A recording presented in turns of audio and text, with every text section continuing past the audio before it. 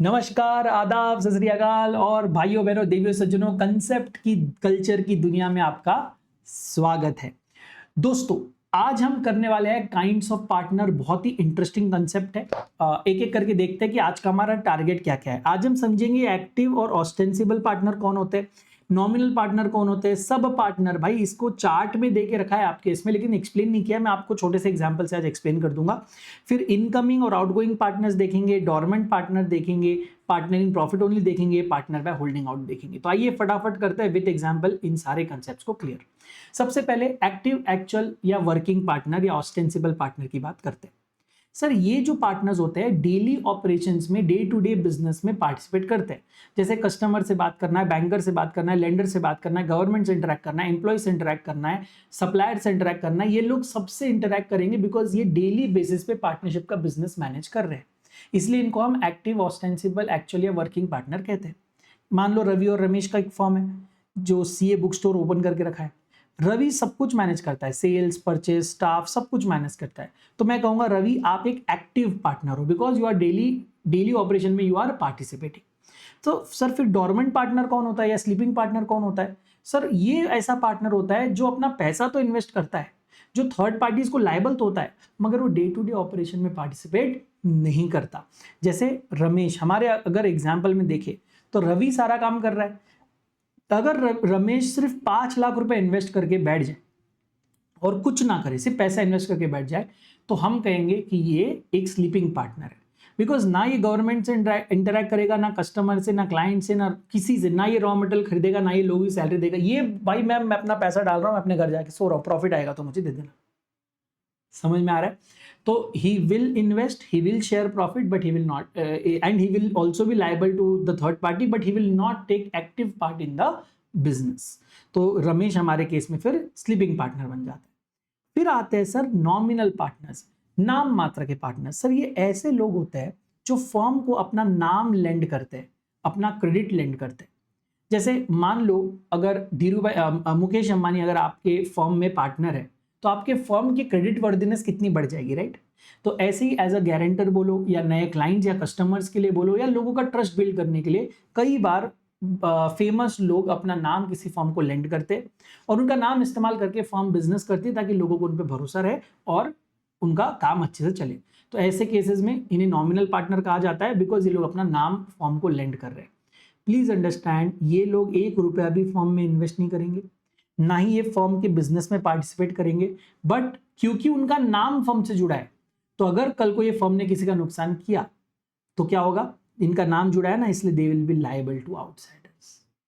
ठीक है, so they are liable to outsider, याद रखना। जैसे मान लो एक फेमस सी है, उसने एबीसी एंड कंपनी में अपना नाम दिया ताकि एबीसी एंड कंपनी को अच्छे क्लाइंट्स मिले। ना वो काम करता है, ना पैसा इन्वेस्ट करता है, ना वो शेयर ऑफ प्रॉफिट लेता है, सिर्फ नाम दिया है उसने, तो वो बन जाता है नॉमिनल पार्टनर। याद रखना, nominal partners are liable to third parties. फिर आते हैं partner in profit only. Usually minor को देखा होगा आपने, because they are admitted to the benefit of the firm. तो अगर कोई भी पार्टनर है, ठीक है, माइनर हो ना हो, अगर वो शेयर ऑफ प्रॉफिट ले रहा है लेकिन शेयर ऑफ लॉस नहीं ले रहा, तो उसे पार्टनर इन प्रॉफिट ओनली कहते हैं। यानी कि फर्म को प्रॉफिट हुआ तो ये लोग लाइन में लग जाएंगे पैसा लेने, लेकिन फर्म को लॉस हुआ तो साइड हो जाएंगे। अगर आपको याद है, पार्टनरशिप, इंडियन पार्टनरशिप एक्ट 1932 कहता है sharing of profit is essential, sharing of losses नहीं। 10 पार्टनर्स में से 2 पार्टनर या 1 पार्टनर भी पूरा लॉस झेलने रेडी है तो हमें कोई दिक्कत नहीं है, लेकिन 10 के 10 को शेयर ऑफ प्रॉफिट होना चाहिए। कितना शेयर करना है आपके ऊपर है, बट शेयर करो। तो sharing of profit is essential, sharing of losses नहीं। मान लो Meena joins a partnership with the clause that she will only get 30% of profit but won't bear the losses, so she is partner in profit only. ठीक है, चलिए next, section 28 of Indian partnership act 1932, partners by estoppel, partner by holding out. Sir ये लोग either they are representing themselves as a partner of the firm or they are allowing someone else to represent them as a partner of the firm when in fact they are not the partners of the firm. यानी basically आप झूठ बोल रहे हो कि मैं इस firm का पार्टनर हूं जबकि आप हो नहीं, ठीक है, या किसी और, कोई और आपके बारे में झूठ बोल रहा है और उसको बोलने दे रहे हो, तो ऐसे केस में आपको पार्टनर बाय एस्टोपल बोला जाएगा। जो भी थर्ड पार्टी इस बात पे भरोसा करके फर्म के साथ कॉन्ट्रैक्ट करता है और उसका नुकसान होता है, तो फर्म को तो ऑफ कोर्स वो लीगल केस करेगा फर्म के ऊपर, बट वो आपके ऊपर भी लीगल केस करेगा, आपको भी वो फर्म के पार्टनर की तरह ही ट्रीट किया जाएगा क्योंकि आपने उसको रिप्रेजेंट ही ऐसा किया है। सो ना आप फर्म के पार्टनर हो, ना शेयर ऑफ प्रॉफिट मिल रहा है आपको, ना आप बिजनेस कर रहे हो, ना कुछ ना कुछ ना कुछ, but still you become liable to third parties because you yourself represented as a partner. For example, Sunil attends client meetings with the partners and acts like a partner. The client gives 2 lakh credit relying on the fact that Sunil is a partner when in fact he is not. तो जब client का नुकसान होगा, firm ने अगर कुछ गलत किया, तो वो फर्म के ऊपर तो केस करेगा ही, वो सुनील के ऊपर भी केस करेगा and Sunil will also be liable as partner by estoppel. Then sub partners. अब फॉर द फर्स्ट टाइम आप लोग इसको देखने वाले हैं. Sir actually sub partners are not the partners of the firm. बोला जा रहा है sub partner, but they are not. ये लोग सिर्फ शेयर ऑफ प्रॉफिट लेते हैं, वो भी किसी और पार्टनर के हिस्से का. Not, they are no relation with the firm. जैसे मान लो एक ऑलरेडी एक पार्टनर है, पार्टनर ए, उसने अग्री किया है कि उसका जो भी शेयर है उसका 50% उसके एक दोस्त मिस्टर एक्स को जाएगा, ठीक है, या फर्म, उसका फ्रेंड है मिस्टर बी, उसको जाएगा. तो फर्म का 50% जो भी मिस्टर ए के हिस्से का 50% प्रॉफिट वो उसके फ्रेंड मिस्टर बी को जाएगा. तो मिस्टर बी सब पार्टनर की कैटेगरी में आ जाता है. जैसे हमने देखा था ना कि ट्रांसफर ऑफ पार्टनर्स इंटरेस्ट, उस टाइप में कि भाई पार्टनर के हिस्से का कुछ पार्ट या कंप्लीट पार्ट आप किसी और को पास ऑन कर रहे, तो काइंड ऑफ सब पार्टनर की तरह कैटेगराइज होगा. लेकिन इनका फर्म से कोई डायरेक्ट रिश्ता नहीं है.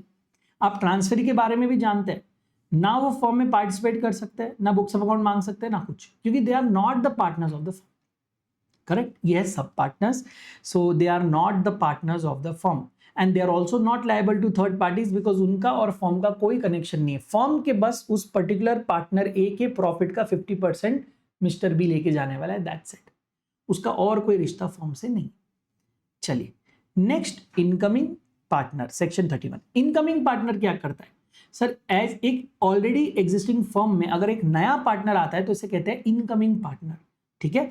और ये कब होगा? सेक्शन 30 कहता है जब तक सारे एग्जिस्टिंग पार्टनर्स अग्री ना करें तब तक एक नया पार्टनर फर्म में नहीं आ सकता. For example, CA Priya is admitted into XYZ company after 3 years of its formation with the consent of all. So Priya is an incoming partner and is not liable for past acts of the firm unless agreed. Next है outgoing partner.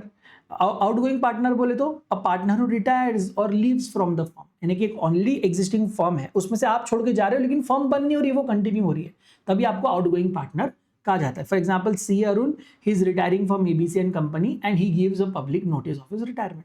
तो Arun is an outgoing partner and वो future acts के लिए liable नहीं होगा. एक बार notice दे दे, फिर जब तक उसका नोटिस नहीं जा रहा है, पब्लिक नोटिस जब तक नहीं जा रहा है, तब तक he is still considered as a partner. तो आपको आउटगोइंग पार्टनर को पब्लिक नोटिस देना जरूरी. इनकमिंग पार्टनर के बारे में आप लोग को पता होगा कि when they are admitted to the firm, normally they are liable from the date of admission, but कुछ इनकमिंग पार्टनर्स ऐसा कॉन्ट्रैक्ट करते हैं एग्जिस्टिंग पार्टनर्स के साथ और पुराने डेट्स के लिए भी लायबल हो जाते हैं. अगर ऐसा कोई कॉन्ट्रैक्ट है तो वे एग्जिस्टिंग डेट्स के लिए भी लायबल हो सकते हैं. करेक्ट है. चलिए फिर चलते हैं आगे. अब एक मैंने समरी चार्ट बनाया, इसमें से सारी कंसेप्ट्स को गो थ्रू करेंगे और फिर आज का वीडियो एंड करेंगे, ठीक है. सॉरी ज्यादा लंबा हो गया है. एक्टिव पार्टनर इन्वेस्ट भी करता है, मैनेज भी करता है, लायबल भी होता है, ठीक है, day to day working. Sleeping partner invest करता है लेकिन मैनेज नहीं करता और लायबल होता है. नॉमिनल पार्टनर ना इन्वेस्ट करता है ना मैनेज करता है लेकिन थर्ड पार्टी को लायबल होता है. पार्टनर इन प्रॉफिट ओनली, ये इन्वेस्ट करता है, मैनेज शायद करे ना भी करे लेकिन यूजुअली मैनेज भी करते हैं. And they are also liable to third parties because they are normal partners. लेकिन liable for profits only. They are not liable for losses. They are only liable for their share of profit and share of property. फिर partner by estoppel.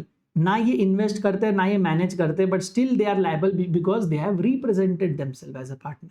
सब partners का कोई connection नहीं है, ना ये invest करे ना मैनेज करे ना लायबल है, इनको सिर्फ एक पार्टनर के हिस्से का पैसा मिलने वाला है. Next, incoming partner.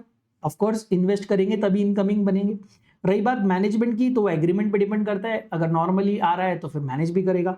और रही बात लाइबिलिटी की, मैंने आपको ऑलरेडी बताया यूजुअली फ्यूचर एक्ट्स के लिए लायबल होता है, अनलेस एक स्पेसिफिक एग्रीमेंट अगर होता है तो एग्जिस्टिंग डेट्स के लिए भी लायबल हो सकता है, depends upon agreement. Outgoing partner invest करता है, मैनेज नहीं करता. देखो अब इन्वेस्टेड रहता है ये तभी आउटगोइंग जाते वक्त पैसा पूरा फाइनलाइजेशन होगा उसके बाद उसको मिलेगा, तो इन्वेस्टेड रहता है. लेकिन एक बार वो जब बाहर चला गया उसके बाद वो फर्म के बिजनेस मैनेज नहीं करता. और रही बात लाइबिलिटी के लिए, तो वो सब तब तक लायबल होगा जब तक वो पब्लिक नोटिस ना दे दे, ठीक है। सो ये एक बेसिक समरी मैंने बना के रखा हुआ है for all the types of partners. अगर ये वीडियो अच्छा लगा तो लाइक करें, अपने फ्रेंड्स के साथ शेयर करें, और आप कंसेप्ट कल्चर में अगला कौन सा वीडियो देखना चाहते हैं जरूर हमें बताएं। Thank you so much for your time. God bless you all, lots of love.